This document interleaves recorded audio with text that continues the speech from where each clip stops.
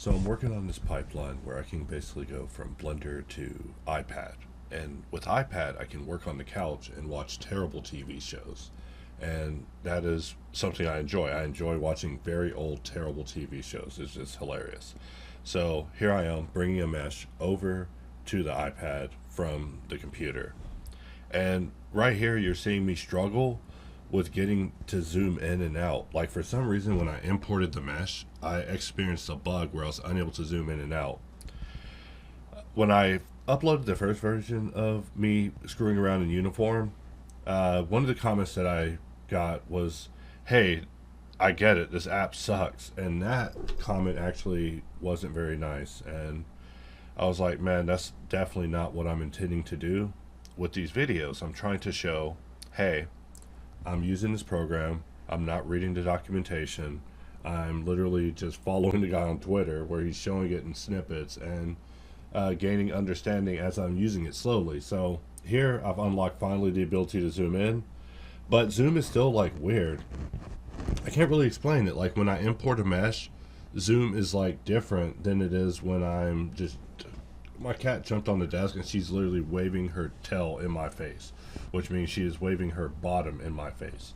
Um, but as I get more proficient with this application, and I started watching a video where Pablo was explaining it yesterday, and so that really spoils the surprise of me going through the learning process like an idiot, which gives him a very important form of data that probably he doesn't care about. So we'll just move on. But as I get familiar with this program, I'm finding out like, okay, this is how I do symmetry. This is how I symmetrize. I've mistaken symmetry for symmetrize, and I'm just confused this first time. But I'm just getting familiar with the program. Like literally, this application is just it's Pablo's world. We can't go to Pablo's world and say, hey, it's not like Blender's world or it's not like ZBrush's world. It is Pablo's world, and in Pablo's world, Pablo makes the rules. And so I'm here trying to learn his rules because if he's going to make crazy art, then I want to make crazy art. If he's making an app that's super basic that you can make crazy art, then I need to also make crazy art. So here I finally discovered initialize region. The icon just expressed very clearly what it does. And because of that, I was not puzzled. Now we come to the part where we're splitting the mesh. Now this part was confusing. I just, I think in Cozy Blanket they have a little pop-out help with like GIFs that's really informative that tells you things about the application that makes it like intuitive to learn, right? And this application, even though it's made by the same people or is connected to Cozy Blanket or something, it doesn't have those systems yet. But we can see how assistive systems could help with conveying understanding. Look, I am never trying to portray myself as some sort of like genius or anything like that. I am just a guy trying to learn software, and I'm just using software to analyze it. I'm not like analyzing it to assimilate it. I'm just here trying to just see what's going on here. Just seeing how the software is changing, seeing how 3D is changing, because whenever I talk to people about 3D, I don't necessarily throw them directly into Blender anymore. I tell them, hey, there's this iPad, there's this app called Nomad, and that's really a good way to get into sculpting. If you can make a sculpt in Nomad, then you have the passion to learn 3D. Like now I make people work their way up to Blender because you just throw people into Blender, they're like, oh snap, this is like a cockpit. I'm out of here. So now I'm just testing symmetry, making sure that symmetry is working, and it was. So I'm really happy about that. And then I wanted to turn it into a simulation brush, and this is where I started to run into some of the first hurdles. So, ideally in ZBrush, right, you would paint a mask and then you would split it into a new mesh.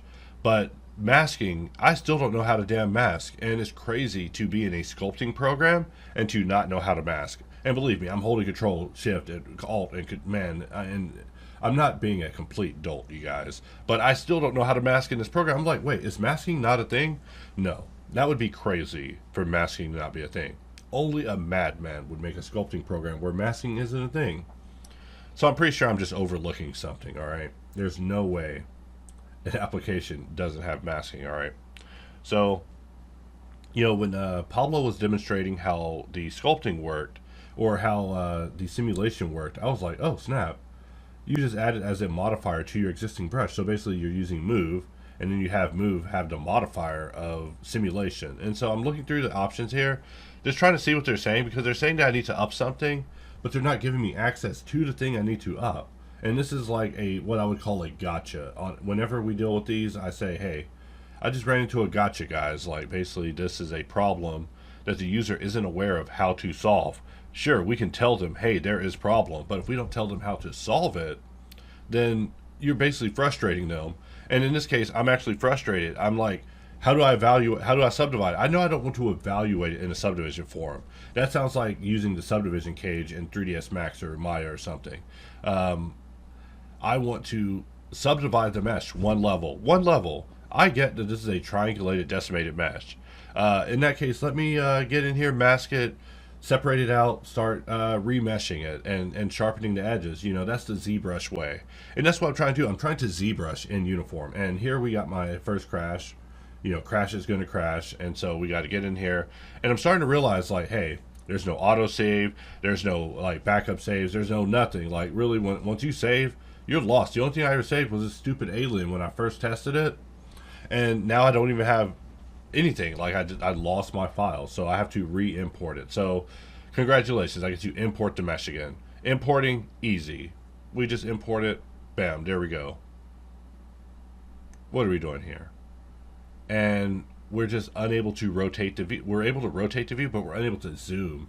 And having to wait to zoom, you know, come on, we're in a world of ADHD. However, time is money, and because of that, you see me working now. You see me like, hey, I might not be able to zoom in on the mesh, but I can get in here and start separating the mesh. So the moment I figured out how separation worked, and that every time you separate, they jump you to the new mesh, I just jump back, and I just go back to continue separating, because I'm in separation mode. Obviously, if you're in split, you want to probably, never mind, I don't need to tell someone how to make their own 3D program.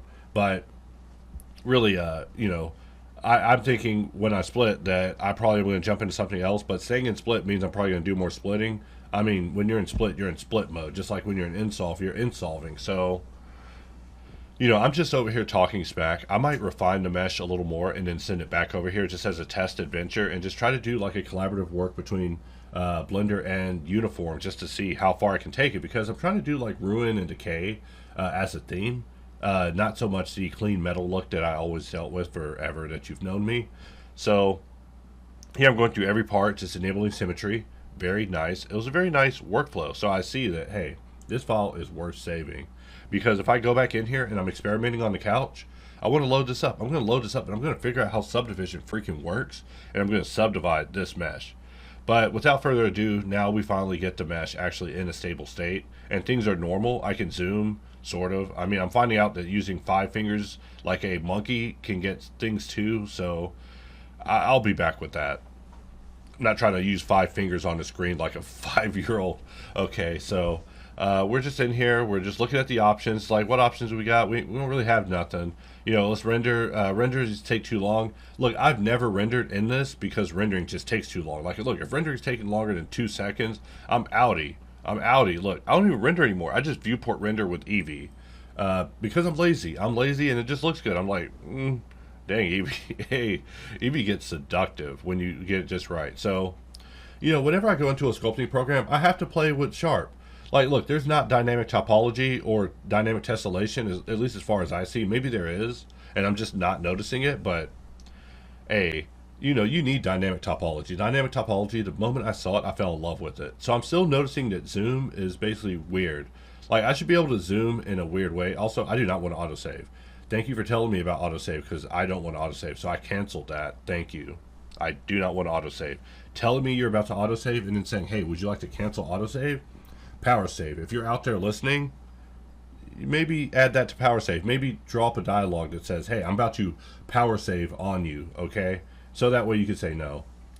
So this video may seem like I'm disparaging Uniform, but really I'm showing that, hey, I am learning. I'm learning the program and I'm getting better. And really my goal was to turn this guy into cloth. Was to turn him into cloth. So if you don't see him turn into cloth, I failed. I'm playing with the tools and I'm like, wait, I can't draw topology on top of this guy. Like, look, if you just let me draw topo and I turn a strip into some quick topo, we can just, go in and turn that into cloth is what I'm thinking. And I'm playing with rebuild. I'm like, do I want to just give up all my detail with rebuild? The answer is no.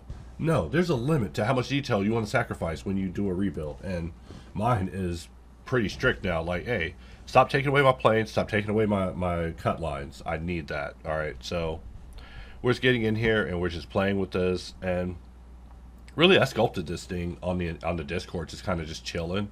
Uh, People just dropped in and out, and I just kept sculpting it while watching the longest interview with Elon Musk. So you see that it keeps crashing, showing me Taco, who has to be fed at the moment this video's over.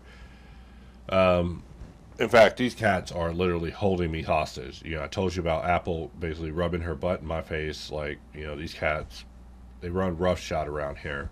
So finally, you see me just playing with cloth, and it's like, do I want to sacrifice all that detail just for some cloth? And I mean, I used to go to Marvelous and buy Marvelous every year just to do a little bit of this. So if Uniform's able to take over this in a really organic and fluid manner that is good for the workflow, then it saves me like $500 a year or however much Marvelous Designer costs. I mean, I still love Marvelous Designer, and I should use Marvelous Designer for a lot more than clothing robots' faces. I don't even know if those are words that I just put together there. And look, it crashed again. And so, Pablo, if you're watching this, I'm not talking smack. I am saying like, I caused it to crash a lot. And crashing is weird to see on an iPad because it's not like you get a crash report or any information. Like, I'm so used to Blender where if it crashes, you can just get the crash report from the percent TMP percent, and you have the information of why it crashed. And here I don't have any of that. So every time it crashes, I'm like, hey, I'm changing my strategy. I started to set the simulation, and I'm like, actually, let's not mess up move. I don't want to solely move. I don't solely bevel. Let's use the simulation options. And I'm already, dude, when I started doing this, I was like, aha, I like what I'm seeing. We're getting somewhere. I mean, this is just me experimenting. I need masking because I don't want to destroy everything. Like, look, I'm turning this thing into a croissant. I don't even know what a croissant looks like. So, I'm probably completely wrong. Excuse my Wayland Yutani triangles, all right? Look, I saw aliens and it was nuts. And you probably are wondering, like, where am I at? It's because I'm working on some really ambitious content, and I want to be successful at it before I post it online. Because if I post it while I mess up as a whip, then I'll look like a moron. So, if I get it successful, then I can post it, and you guys will be like, whoa, I can't believe he did that. And, I won't believe I did that either because it's, like, totally difficult. But, anyways, not to spoil it. Just know that I am working. I'm still getting up early in the morning. I've been up since 4 o'clock in the morning. It's 8:20 now. And, now we're finally dividing the head. We want, like, hard metal chins and jaws. But we also want, like, kind of clothy faces. And really each panel should be, like, either clothy or not clothy. Really the goal is to get, like, some really large expansive surfaces so we could just slap some beautiful decals on it and just make this thing say great things like no step or step here or closed or closing time. Never mind, sorry, making jokes here, sorry. So as I'm messing with this in a more contained manner, I've lowered my factor and it's no longer so insane. I think I also went in and adjusted the settings, but I'm becoming competent with this program. Like, it seems like, hey, MX is dealing with this crashy, unstable program. ZBrush is going to come out, and guess what? ZBrush is going to want that. I'll pretend like you're my friend. ZBrush will want that booty monthly, guys. Like, so get them if you want. But look, I know that Pablo is insane, and right here, I know that Wind is insane. But yeah, I know that Pablo is like insane, meaning that what he has set out to do with this program, he is going to accomplish. And so as a result, like, I'm watching him because I believe in him. So right here at the end, I play with trim because, hey, I saw trim, and trim is universal. Hey, when you got a good trim, you got a good program. Like, trim, pinch, and, trim, pinch, clay, layer. There's all these essential brushes that I feel that he needs. And trim it's all right.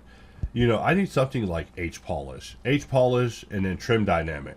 Some of those really classic ZBrush deep cuts, like, I bet Pablo, I'm just talking to you now. If you're not using ZBrush, give it a try. All right, goodbye.